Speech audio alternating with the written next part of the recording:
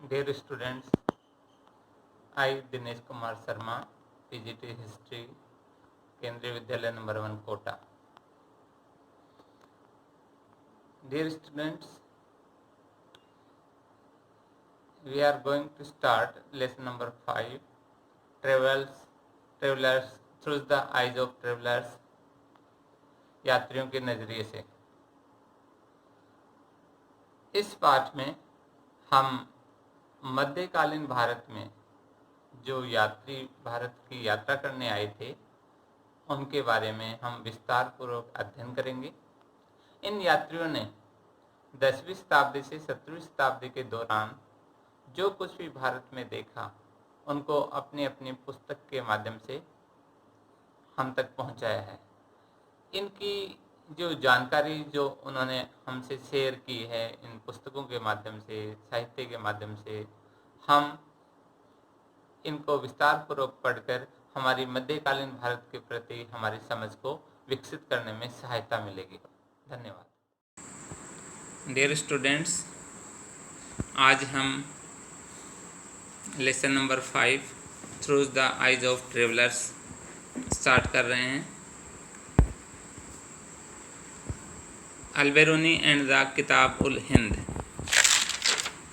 अल-बेरूनी का जन्म उज़्बेकिस्तान की ख्वारिज़्म में 1973 ईस्वी को हुआ था। उन्होंने अच्छी शिक्षा प्राप्त की थी तथा वे सीरियाई, फारसी, हिब्रू तथा संस्कृत के ज्ञाता थे।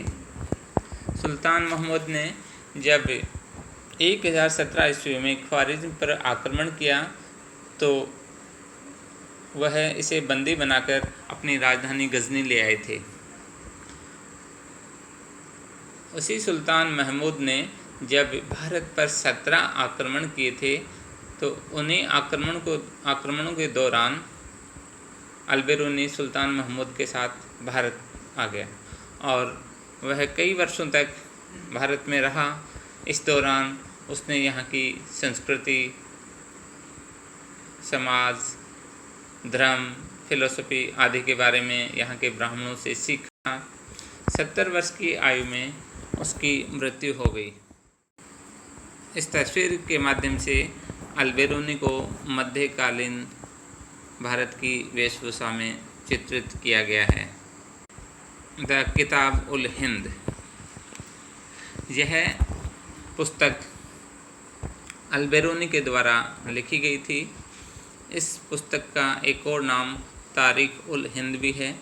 यह पुस्तक अरबी भाषा में लिखी गई थी। इस पुस्तक में 80 अध्याय हैं।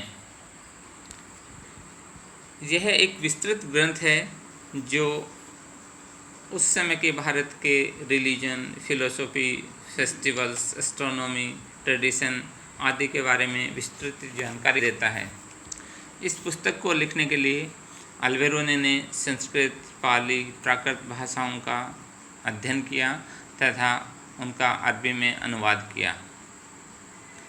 अल-बेरूनी का दृष्टिकोण आलोचनात्मक था और निश्चित रूप से वह इस सिस्टम में सुधार करना चाहता था। इन दो तस्वीरों के माध्यम से अल-बेरूनी को विभिन्न प्रकार की ड्रेसों में दिखाया गया है। इब्न बतूताज रिहला। इब्न बतूता 14वीं शताब्दी में भारत आया था। वह तंजीर मोरक्को का रहने वाला था। इसने अपनी यात्रा का अनुभव अपनी एक पुस्तक में लिखा जिसका नाम रिहला था। यह पुस्तक अरबी भाषा में लिखी हुई थी। इसने अपनी पुस्तक में जो भी ज्ञान उसने अपनी यात्राओं के दौरान अर्जित किया था उसका विवरण लिखा है। वह भारत आने से पहले Mecca, Syria, Iraq, Iran, Yemen, Oman आदि देशों की यात्राएं कर चुका था। उसको यात्राएं करने का बहुत शौक़ था। उसे ग्लोबल ट्रोटर, घूमने वालों का राजकुमार भी कहा जाता है। वह 1333 ईस्वी में सिंध पहुंचा। उसने सुल्तान मोहम्मद बिन तुगलक के बारे में सुन रखा था। कि वह विद्वानों और कलाकारों का संरक्षणदाता है। उसकी विद्वता से प्रभावित होकर ही उसने दिल्ली जाने का निश्चय किया। जब वह दिल्ली पहुंचा तो सुल्तान मोहम्मद बिन तुगलक को उसने घोड़े, ऊंट, दास भेंट स्वरूप दिए थे। सुल्तान मोहम्मद बिन तुगलक ने इब्न बतूता को दिल्ली का काजी जज बनाकर सम्मानित किया। वह कई वर्षों तक इस पद पर कार्य करता रहा। फिर सुल्तान मोहम्मद बिन तुगलक और इब्न बतूता के बीच कुछ गलतफहमी होने के कारण उसे बंदी बनाकर जेल में डाल दिया गया। कुछ वर्षों बाद दोनों के बीच में गलतफहमी दूर होने पर 1342 में इब्न बतूता को मंगोल शासक के पास सुल्तान के दूत के रूप में चीन जाने का आदेश दिया गया। चूँकि इब्न बतूता घूमने का बहुत शौकीन था, इसलिए उसने अपनी चीन की यात्रा शुरू करने के लिए वह पहले मालाबार तट गया, फिर श्रीलंका गया, फिर मालदीव गया आदि स्थलों की यात्रा करते हुए वह चीन पहुंचा। फिर वहाँ से 1347 में अपने घर की याद उसको आने लगी तो वह अपने घर के लिए रवाना हुआ। उसके यात्रा वृत्तांत की तुलना 13वीं सदी के वेनिस निवासी मार्को पोलो के यात्रा वृत्तांत से की जाती है। मार्को पोलो 13वीं शताब्दी में चीन भी आया था और उसने भारत की भी यात्रा की थी। इब्न बतूता ने भारत की कल्चर, ट्रेडिशन, आस्थाएं, विश्वास, इनका कुशलतापूर्वक उल्लेख किया है। उसने यह भी बताया कि उस समय यात्रा करना खतरे से खाली नहीं था, क्योंकि यात्रा जोखिम भरी होती थी। रास्ते में उन यात्रियों को लूट भी लिया जाता था और यात्रियों को घर की याद भी आने लग जाती थी, बीमारी के भी शिकार हो सकते थे। इस तरह से विभिन्न कारणों से यात्रा जोखिम भरी थी।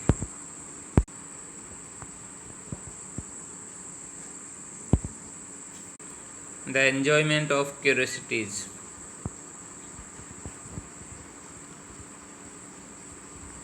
इब्न बतूता ने बहुत सारे वर्षों तक North Africa, West Africa, West Asia, Central Asia, India, China, इन देशों में वो घूमता रहा। उसको अनजाने को जानने की बहुत ज़्यादा उत्सुकता थी। उसने जो भी चीज़ें यहाँ देखी अजनबी, उन सब को अपनी पुस्तक में लिखा है।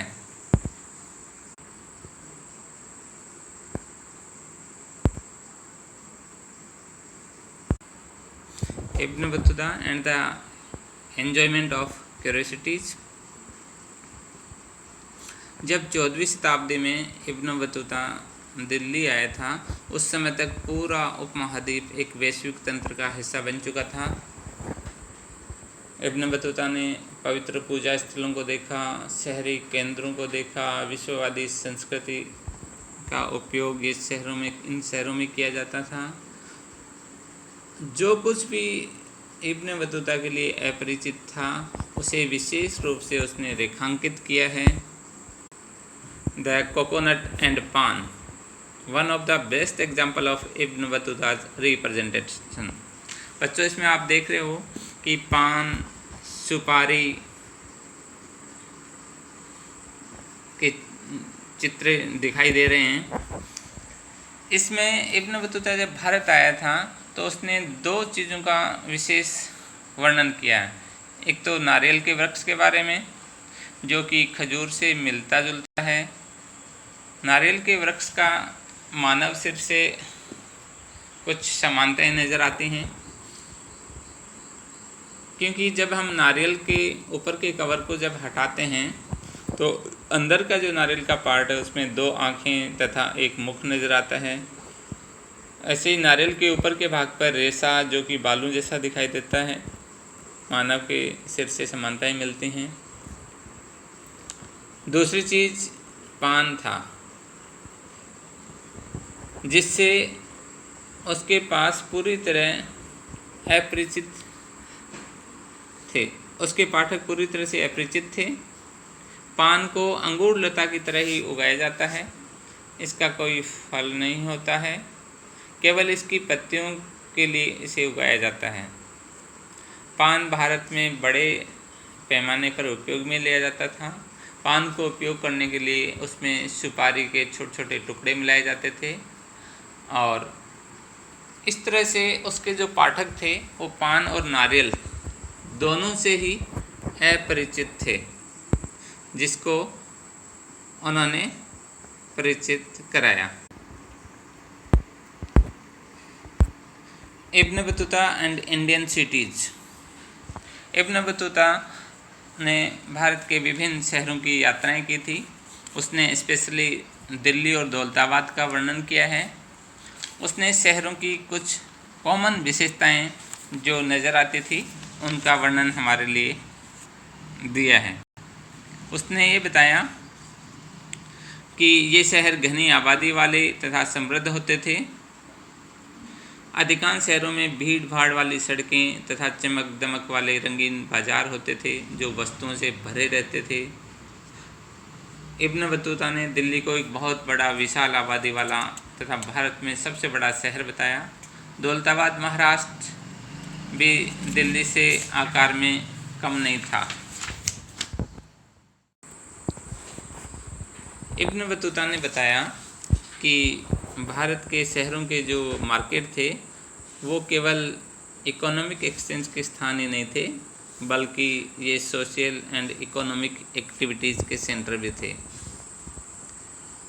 उसके अनुसार अधिकांश बाज़ारों में मंदिर और मस्जिद होते थे। उनमें कुछ में नर्तकों, संगीतकारों, गायकों के सार्वजनिक प्रदर्शन के लिए स्थान भी चिन्हित थे।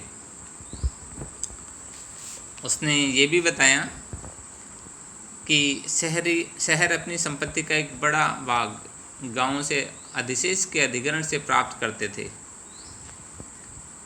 साथ ही शिल्पकारों तथा व्यापारियों को भारी मुनाफा होता था।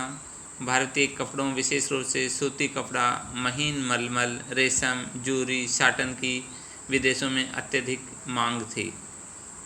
इब्न बतूता हमें बताता है कि महीन मलमल की कई किस्में इतनी अधिक महंगी थी कि उन्हें अमीर वर्ग के तथा बहुत धनाढ्य लोग ही पहन सकते थे। System of communication. Ibn Battuta ने भारत में कम्युनिकेशन का एक बहुत ही अनूठा विवरण देखा। उसने ये बताया कि शासक लोग जो होते थे वो व्यापारिक मार्गों पर सराय तथा विश्राम गृह स्थापित करते थे। उसको सबसे अधिक अचरज में डालने वाली डाक प्रणाली लगी, जिसको देखकर वो बहुत चकित हुआ। उसने बताया कि इसके द्वारा न केवल सूचना भेजना और उधार प्रेषित करना संभव था, बल्कि अल्प सूचना पर माल भेजना भी। डाक प्रणाली इतनी कुशल थी कि सिंध से दिल्ली की यात्रा में 50 दिन लगते थे। वहीं गुप्तचरों की खबरें सुल्तान तक इस डाक व्यवस्था के माध्यम से मात्र 5 दिनों में पहुंच जाती थी। डाक व्यवस्था बेसिकली 2 टाइप की थी। एक थी अश्व डाक व्यवस्था जो घोड़ों की सहायता से की जाती थी। दूसरी थी पैदल डाक व्यवस्था जिसको दावा कहा जाता था। अश्व डाक व्यवस्था को उल्लूक के नाम से जाना जाता था। इन दोनों डाक व्यवस्थाओं में जो दावा डाक व्यवस्था थी वो बहुत ही तेज़ थी। इसके द्वारा संदेशवाहक एक स्थान से दूसरे स्थान पर बड़ी तेज़ी से पहुंच जाते थे और इनका उपयोग अक्सर खुरासान के फलों के परिवहन के लिए होता था, जिन्हें भारत में बहुत पसंद किया जाता था।